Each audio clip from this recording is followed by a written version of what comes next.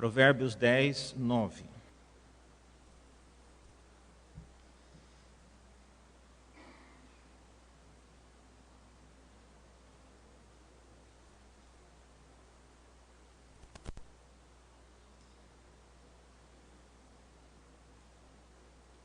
Diz assim a palavra de Deus: quem anda em integridade, anda seguro, mas o que perverte os seus caminhos será conhecido. Mais uma vez, quem anda em integridade, anda seguro, mas o que perverte os seus caminhos será conhecido. Vamos orar? Abre nossos olhos, ó Deus, para enxergarmos coisas grandiosas na Tua palavra. Não está em nós a capacidade de entendê-la. Pedimos que o mesmo Espírito que a inspirou possa nesta manhã trazer a compreensão, possa aplicá-la em nossos corações, possa produzir os frutos que o Senhor mesmo espera. Oramos em nome de Jesus. Amém. Irmãos, esse provérbio, ele estabelece uma relação que não é automática ou pelo menos muito óbvia de perceber. Ele diz que há uma relação entre a segurança e a integridade. Aquele que anda em integridade anda seguro. Mas essa relação, ela não é tão óbvia assim. Que tipos de integridade e segurança esse provérbio ele está se referindo? Por que uma pessoa que ela anda em integridade, ela tem segurança? Especialmente no contexto da cidade de São Paulo, onde nós moramos, parece que uma coisa não garante a outra. As pessoas que andam em integridade, elas ainda assim são alvo do perigo, são alvos de toda sorte de problemas que a cidade enfrenta. Então, não necessariamente, ou não de uma maneira óbvia, aquele que anda em integridade, anda em segurança, a menos que o provérbio esteja falando de outro tipo de segurança. Então, é isso que eu queria meditar nesta manhã. No que consiste essa segurança que o provérbio 10, 9, ele está falando. Quando, no capítulo 3, por exemplo, veja o 3 de Provérbios, no versículo 23, quando os pais estão ensinando os seus filhos, eles, de igual modo, instruem e eles garantem que a obediência, ela trará o mesmo resultado. 3, 23, nós lemos assim: então você seguirá o seu caminho em segurança e não tropeçarás.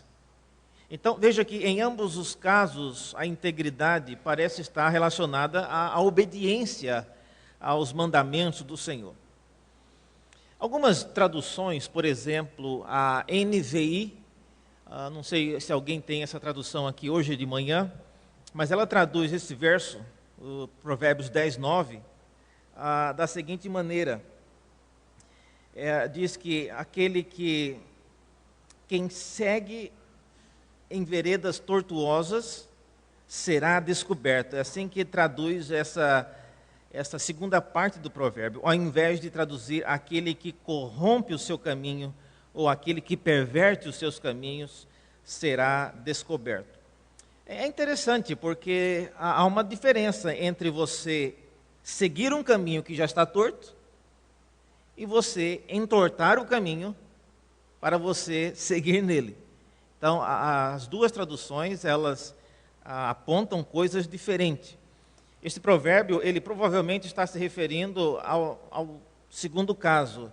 É aquele que faz a questão de entortar o caminho para depois seguir nele. E as pessoas que fazem questão disso, fazem questão de entortar e de corromper o seu próprio caminho para poder seguir nele, diz o texto que eles acabam levando outros a segui-lo da mesma sorte, seguindo a mesma tolice.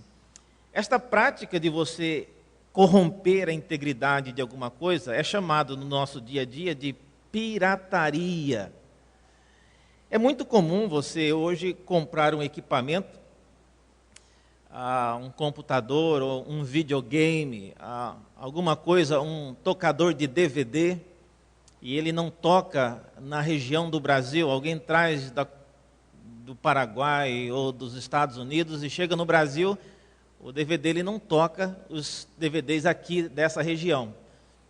E a pessoa então vai num expert, na Santa Efigênia ou em qualquer lugar, e a pessoa usa uma palavra diferente. Ela fala que ela vai destrancar o equipamento para você. E aí você paga e ele destranca. E esse ato de destrancar, na verdade, é você alterar a integridade original do equipamento, que foi feito e foi criado para executar um tipo específico de filmes ou de jogos, assim por diante. E essa prática, eu acho interessante que algumas pessoas usam também, que as pessoas vão habilitar o equipamento para rodar ou para fazer uma determinada tarefa.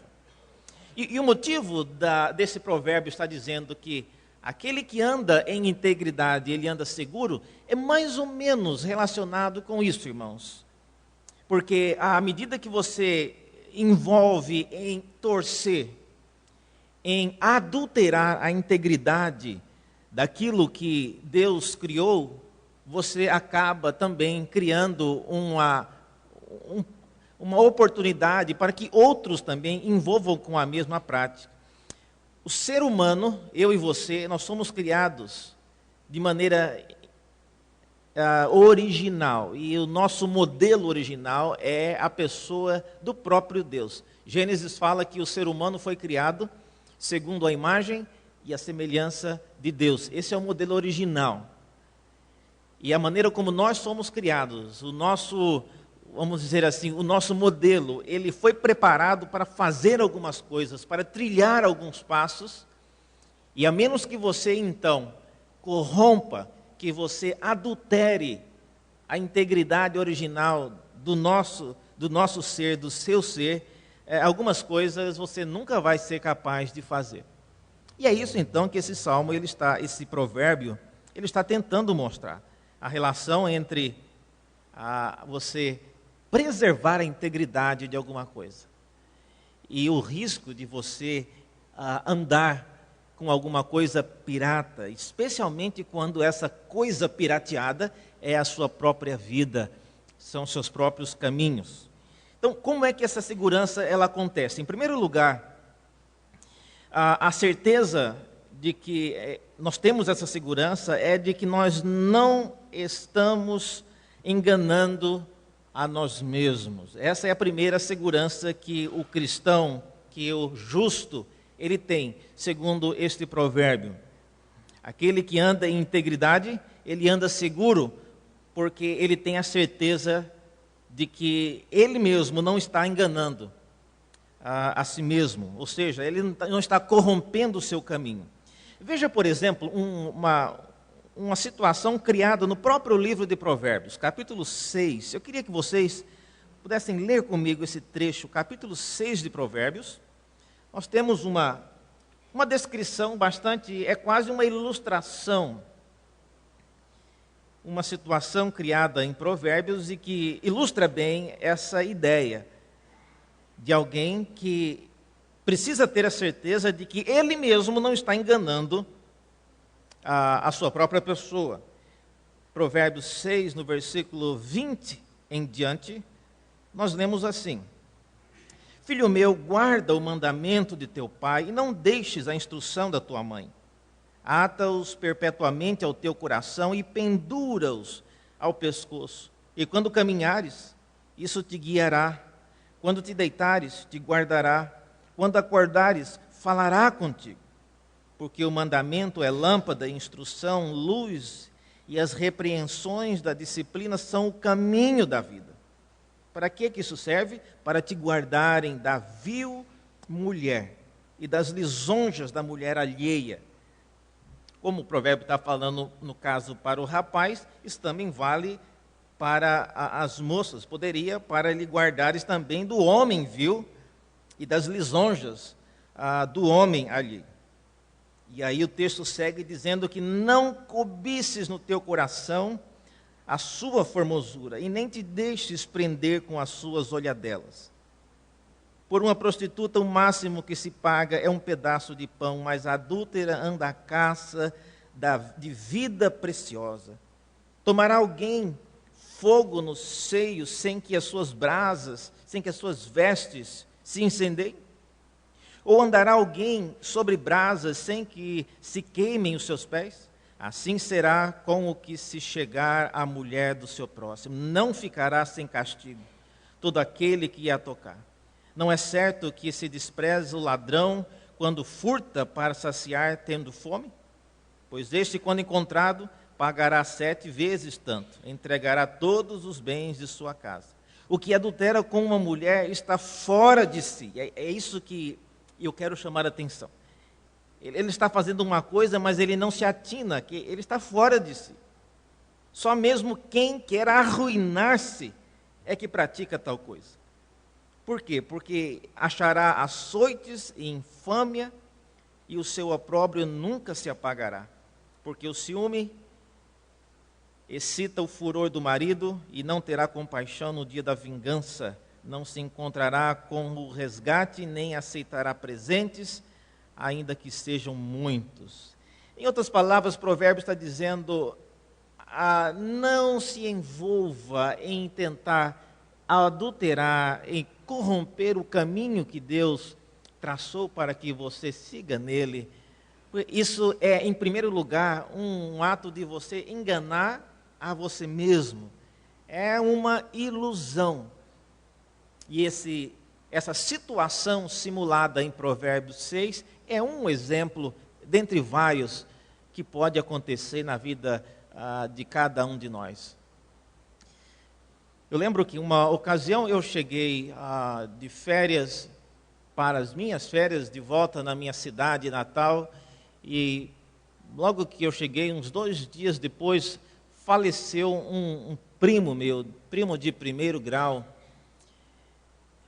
E a situação foi triste, mas a situação ficou pior quando nós ficamos sabendo que, na verdade, ele não morreu, ele havia sido morto pela polícia, fugindo de um cerco policial, pois esse meu parente era parte de uma quadrilha roubando carros em Brasília, e a polícia, na perseguição, acabou atirando e matando esse meu primo.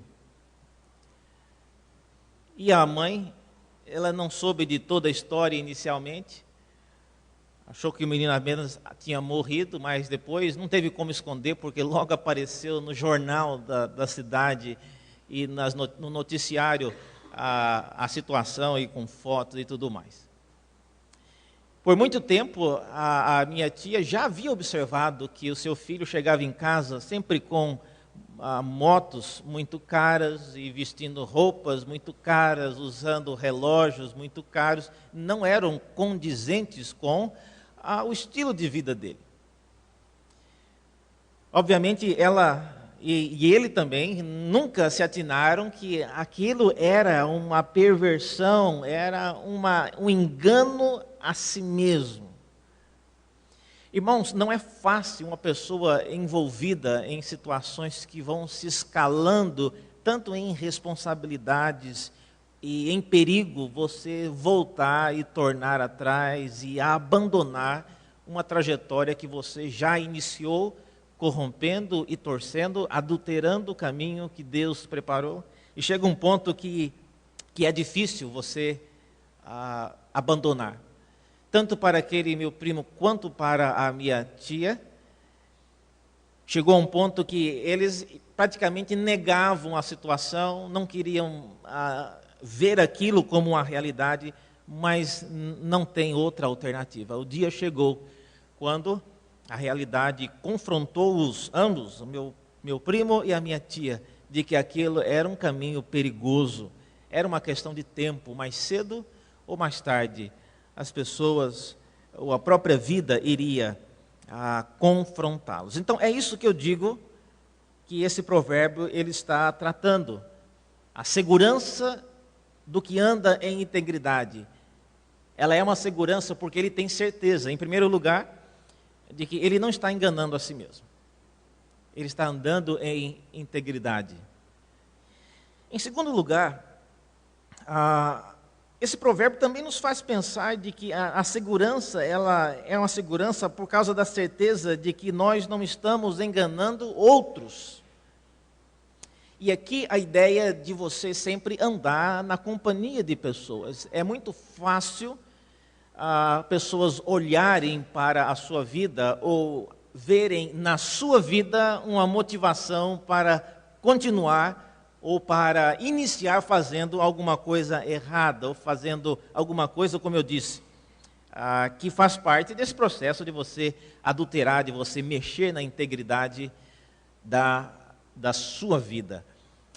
E uma indicação disso eu não sei se alguém já te perguntou isso, ou você já ouviu alguém falar isso.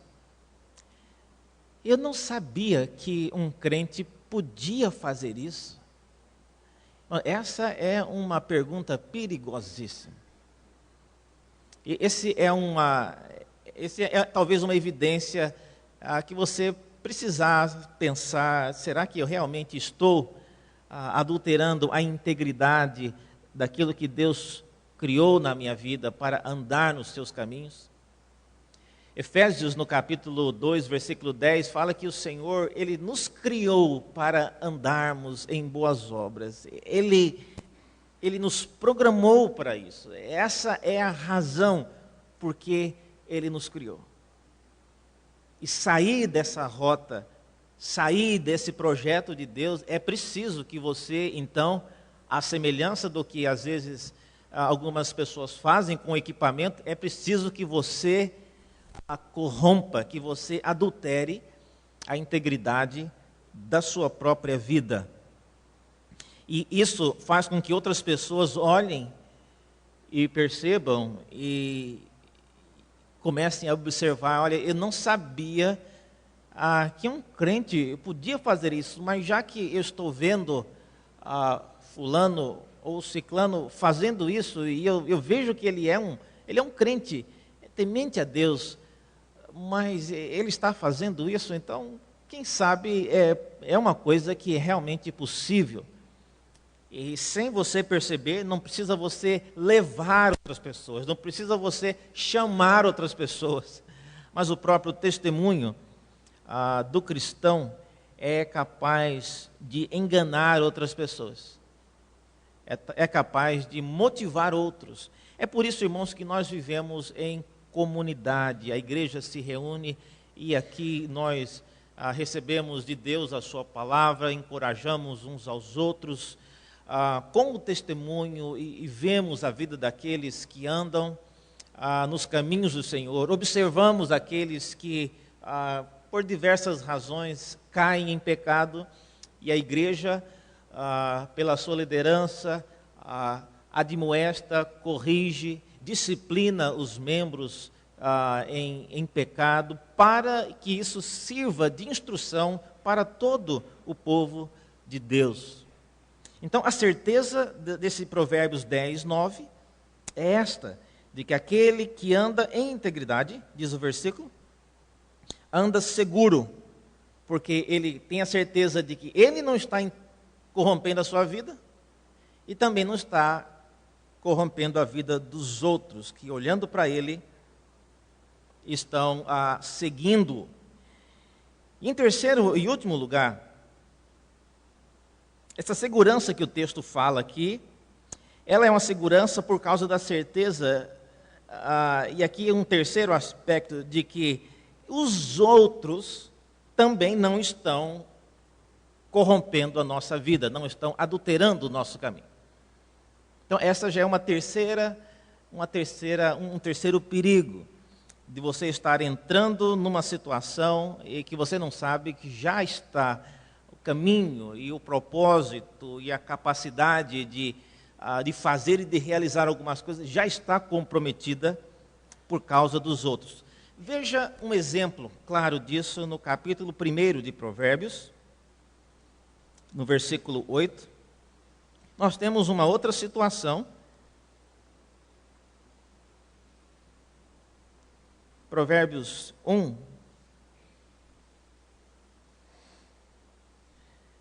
1:8 fala aí de um grupo de pessoas que tentam convencer a um jovem a andar nos caminhos aí de pessoas que não têm nenhum escrúpulo ou nenhum temor do Senhor. E no versículo 11, por exemplo,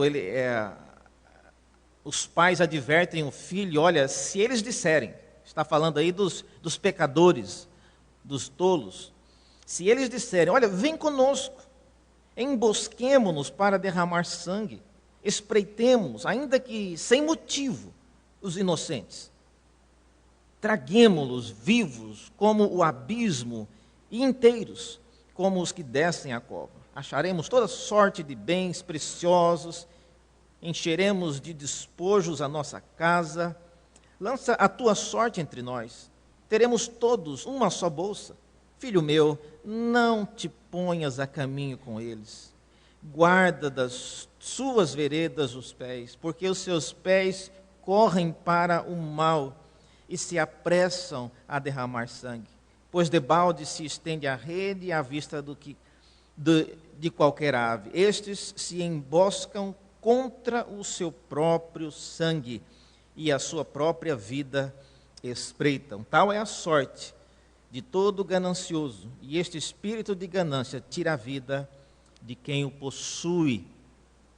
Então, esse é o terceiro perigo, de você estar envolvido com situações, com pessoas e com circunstâncias que já têm toda a sua estrutura comprometida. A palavra desse pai aqui em Provérbios é: filho meu, não ceda, não ouça esse convite. Eles estão caminhando para o mal, estão caminhando para o erro. O final é trágico, o final é morte. Eu sei que isso é muito difícil de ser dito para quem é mais jovem, e é chover no molhado para quem é mais velho.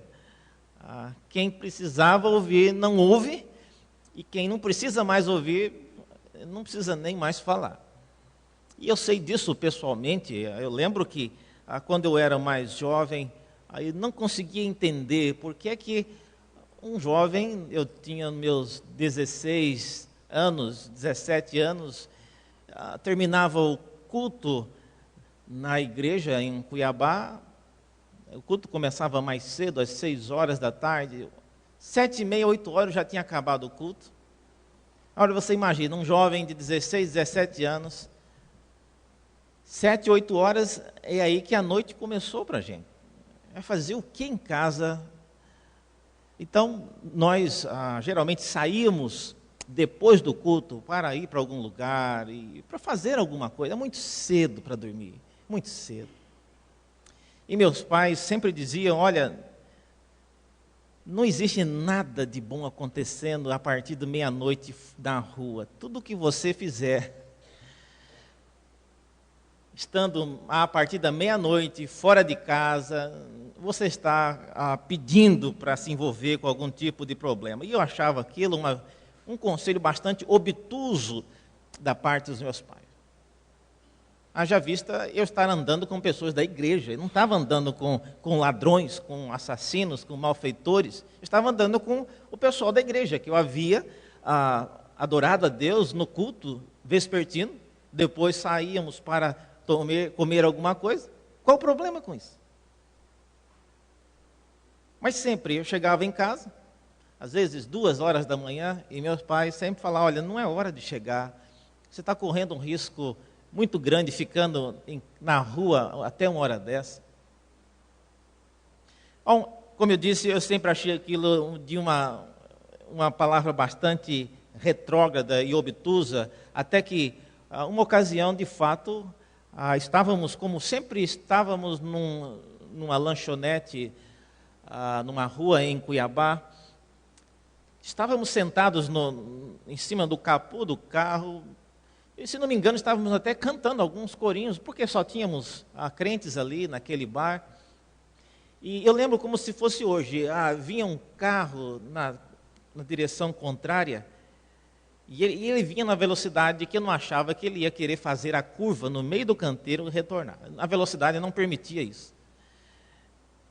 E ele veio, todos nós acreditando que ele ia passar direto, mas ele realmente tentou fazer a curva. E ao fazê-lo, ele atingiu um dos jovens que estava conosco e entre o carro e o carro que estávamos sentados, pressionou a perna. E esse jovem, um jovem nos seus 20 anos, ele teve que amputar as pernas por causa daquele acidente. E aquela ocasião, irmãos, me fez pensar exatamente nisso. A questão não é necessariamente o que você pessoalmente pensa do que está acontecendo e a segurança que você tem no seu coração, mas se você está envolvido em um contexto que já é parte de uma situação comprometida, você não pode garantir essa segurança. A melhor segurança é você estar andando nesta integridade que o provérbio fala. E essa integridade, ela tem a ver, como eu disse, com a imagem de Deus com a qual nós somos comparados. Nós somos criados à imagem e à semelhança de Deus. E Ele nos criou para andar em seus caminhos, para fazer boas obras. E é isso que Deus espera, e é isso que Ele requer de cada um de nós.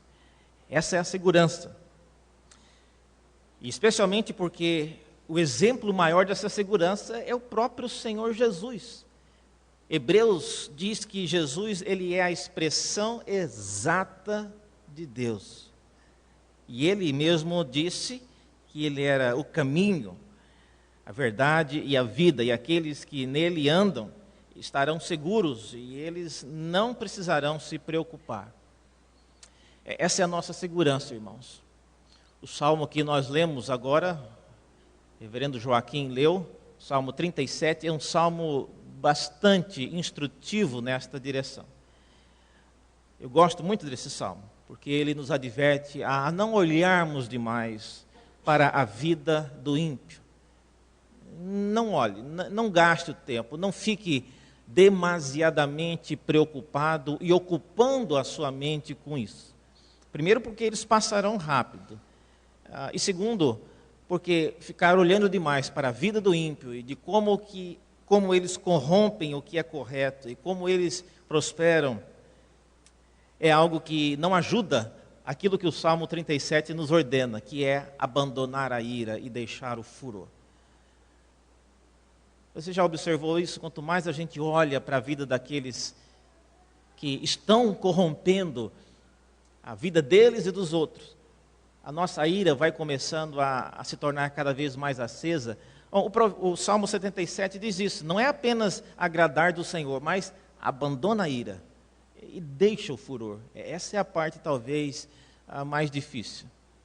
Que Deus nos abençoe e nos ajude a andarmos nesta integridade que o provérbio 10:9 nos adverte, para que a nossa segurança sirva também de exemplo para aqueles que estão chegando na igreja, aqueles que olham para nós e vejam que andar em integridade vale a pena.